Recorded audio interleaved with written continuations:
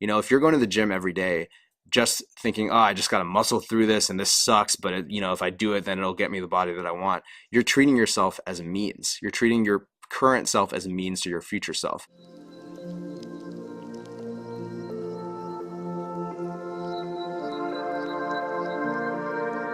What's up, guys? Welcome to another episode of ShiShi Meditations. If it looks like I'm wearing the same exact clothes as the last video, that's because it is. And I've literally recorded this video like a couple of minutes after that one. So this video is about the ends versus the means. Do you treat people, including yourself, more often as a means or as an ends? Do you treat people, including yourself, as a way to get to some future thing, whether it's a state of mind or an emotion or some sort of material possession, some sort of accomplishment? Or do you treat people, including yourself, as valuable just as they are, just for the present moment experience of interacting with them? So, as some of you guys might know, I have spent the last couple months traveling back and forth between New York and LA. And I've been in LA a lot for my day job, but also I've been trying to go out for my music and trying to do this thing that we all think we're supposed to do, but we hate, called networking. And I've never been very good at networking because, and this just might be my semantic label that I'm placing on the word, but I always feel as though it's a little inauthentic and disingenuous. And I genuinely feel like if I look back over my life, the relationships that have produced the most positive impact on my music career or my like general happiness have always been the ones where I didn't go into it with the mindset of, oh, I need to like woo this person or schmooze this person because then like I'll be able to get like a connection that they have, or they'll be able to introduce me to this person or whatever. The relationships that have always yielded the most love and happiness and peace in my life have been the ones where I went into it really seeking nothing, and if anything, seeking to give and offer myself to that person, and really trying to just see them for who they were in that moment and just enjoy their company, enjoy the fact that we're two sentient beings living on a rock hurling through space with no guarantee of any other life, at least that we know of yet, unless NASA's lying to us. And we have this incredible opportunity to actually commingle and integrate our consciousness with another consciousness. I mean, how fucking cool is that? Like, that's insane. Now, obviously, it can be hard to keep that mindset as you go through your life and you get stressed out by this and that. But I think that if we can try to prioritize always meeting somebody where they're at and treating that person and that interaction like the end of our goal, like just by us talking and sharing a moment and sharing a moment of genuineness and authenticity, we've already accomplished our goal. Then I actually think that paradoxically that will yield a lot more results for us based on whatever we think that that person might want to give us. So I'll give two examples of this, and then I'm going to take the conversation and turn it inwards and apply this concept to our relationship with ourselves. So the first example is in romantic and sexual relationships. So when I was younger, was like super awkward with girls. I was really shy, like pretty much up until college. I just like was like always really nervous and just didn't feel worthy of girls. And like, so I was always just, I basically dealt with that by just retreating and like not essentially like not having a sex life, like, and just being like really, really shy and nervous. Then when I got to college, I really opened up and I kind of got over a lot of that insecurity around girls and that shame. And I essentially started to kind of enter this phase where I suddenly had like almost like this power or this ability to be more attractive that I never knew that I never thought that I had in the past. And the younger version of me dealt with that by Um, Sometimes not always going into relationships with girls with both of our best interests in mind. It was very conquest driven. It was very much about basically just proving to myself and stroking my own ego that I could get this girl, I could get that girl, and in many ways, I was using the women as a means to my own personal satisfaction and my own affirmation to myself that yes, I am worthy of girls, even though when I was younger, I like was awkward or whatever. Like it was almost like I was overcompensating for it by trying to have all of these like relatively meaningless like sexual and dating encounters. And that persisted for a few years in my 20s until I started to realize like this is not this is not the most conscious way that I can be going about having relationships with women and with other people. And so I really tried to start treating my relationships as a win-win and saying, yes, okay, like there's a beautiful girl over there. Like, okay, there's certain things that I want from her, like affection, love, sex, whatever, companionship. But more important than all of that is the present moment that we're sharing together, is the present moment that we're spending in each other's company, um, a moment where both of us are going to benefit and both of us are going to walk away from that moment as better people. And I think that's the definition of treating someone as an ends rather than a means. When you're treating a romantic partner as a means, you're looking at them as a way for you to gain something through them. It could be sex, it could be validation, it could be money or status or power or the approval in the eyes of others, whatever it might be. Um, and I think that ultimately those relationships are doomed to fail because um, either they'll just end because one person, the person who's being taken advantage of, will realize it and kind of like come to their senses and realize that they're worth more than to be treated like a means, or they'll just be in this really shitty, destructive kind of dynamic where one person is just constantly taking advantage of the other, and the other, you know, doesn't have the self confidence or self reliance to speak up. And I truly think that neither person in that relationship is happy, because the person who's taking advantage um, constantly gets what they want, but is never challenged. And I don't think they're truly building a connection with the real person, because the other person just so scared to lose them that they're just doing whatever they ask for.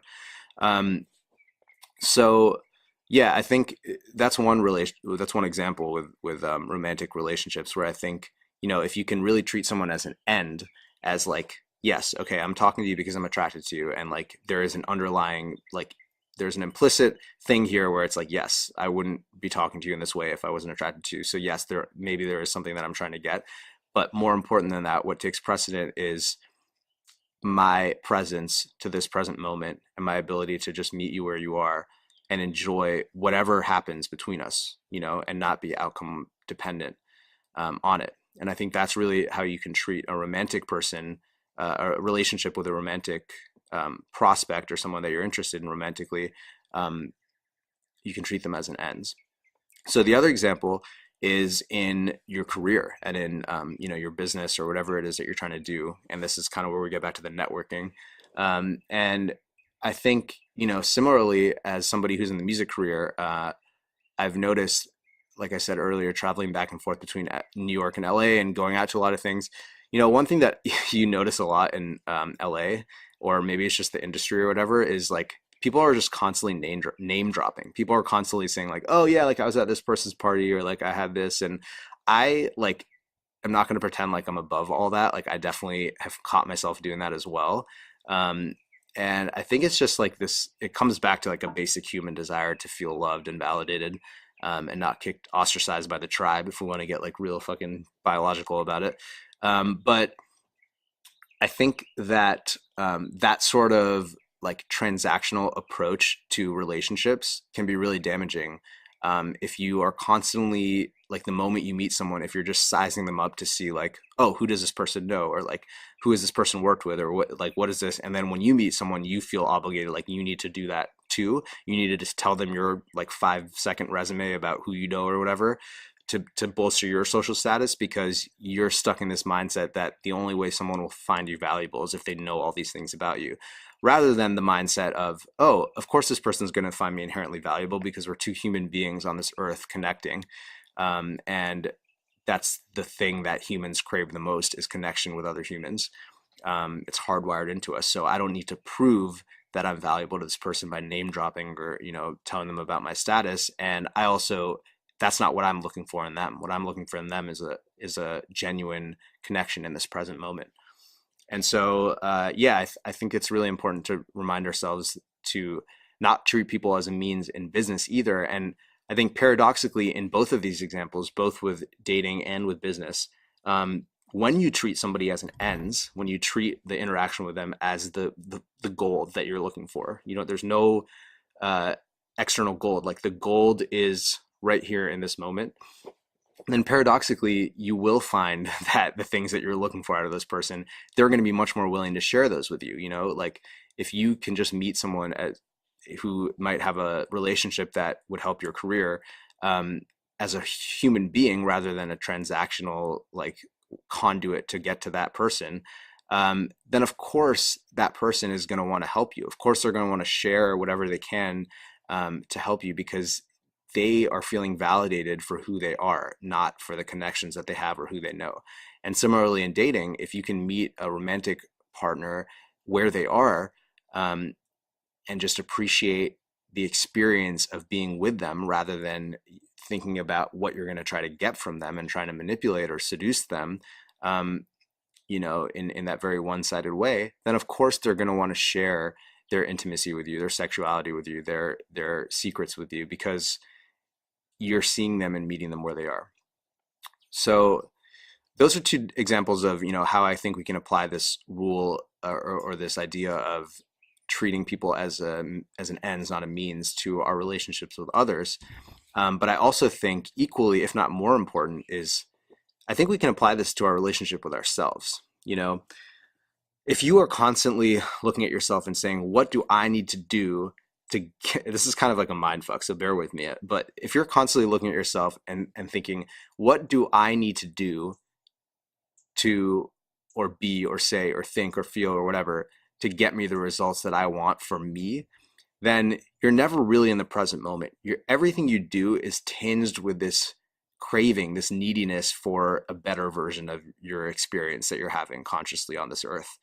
And so, you see this I see this in myself. Like I sometimes get so addicted to self-development, to like doing these meditation courses or working out, or like right now I'm doing a 2-day fast. And I have to catch myself and realize that it's not about necessarily what it's going to get me. It's about going through the experience and being present for the experience of fasting or working out. If you're going to the gym every day, just thinking, oh, I just got to muscle through this and this sucks, but if I do it, then it'll get me the body that I want. You're treating yourself as a means. You're treating your current self as a means to your future self. And I found that form of, sticking to habits like that, it doesn't last. It's not sustainable. There has to be some sort of enjoyment, or at least at a base level acceptance of the present moment. And you need to be able to consciously work out and do your sets and do your reps and consciously meditate. I don't know how many of you meditate, but I'm sure I'm not the only one who's had the experience of, you're meditating every day and it starts to just feel like a chore and you're not even present for the meditation, even though like the irony of like you're meditating so you can be more present, but you're just kind of like, oh, I got to do my 10 minutes, and it just becomes like a habit. And I think that's the epitome of treating yourself like a means rather than an end. And I think a really powerful way to kind of break this cycle is to imagine that this was your last day on earth. And, not to get dark, but I think, can you go to bed at night asking yourself, you know what, if this was it, if today was the last day, I can look back on this day and honestly say that everything I did with presence and consciousness and appreciation for the present moment and gratitude for the ability to do it, rather than I have to do these things, to recalibrate your mindset and say, I get to do these things. I'm alive. I get to go to the gym and, work out my body and break down my muscles and then recover. I get to sit and meditate and experience what it's like to connect internally to myself. I get to go to work, even if I hate my job, and, you know, cultivate the discipline and the skills so that, you know, I can do something that I like more, and I'll have more of a work ethic to do it, whatever it might be. And I'm definitely not fucking preaching to you guys. Like, this is some shit that I struggle with hard. That's why I made this video. Like, it's tough. It's really, really difficult. But, you know, I think that ultimately that's the most important relationship, is the one we have to ourselves. And if we can treat ourselves like an ends rather than a means, if we can treat every moment like this is the goal, like me doing this right now is the goal. The goal is not something in the future that I need to just like unconsciously trudge through this moment to get through, then I think we'll be a lot happier. And I'll end this and a lot more at peace. And I'll end this video quickly with a quote by one of my favorite spiritual teachers, Eckhart Tolle, who wrote The Power of Now and also A New Earth. If you guys are into this kind of stuff, definitely check them out. Check those books out. And he says that your primary life purpose at any given moment for any given human being is whatever you're doing right now. And your secondary purpose is whatever goals or visions or whatever that you've set for yourself based on, you know, your past and your aspirations, whatever it might be. And that's cool too. Like, it's good to strive for stuff, but your primary purpose is always whatever you're doing right now. So try to do whatever that is, whether it's washing the dishes or like going to work or making love or eating, whatever it is. Your purpose is to do that with as much presence and consciousness and gratitude for that moment as you can. And yeah, this is just a reminder to myself and, you know, hopefully to you guys, that I think if we can treat ourselves, people, and the present moment as the end destination rather than a means to some future end that's just in our head and isn't actually real because it's in the future, then I think we will be a lot happier and more at peace. So thank you guys for watching, and I'll see you in the next video. Peace.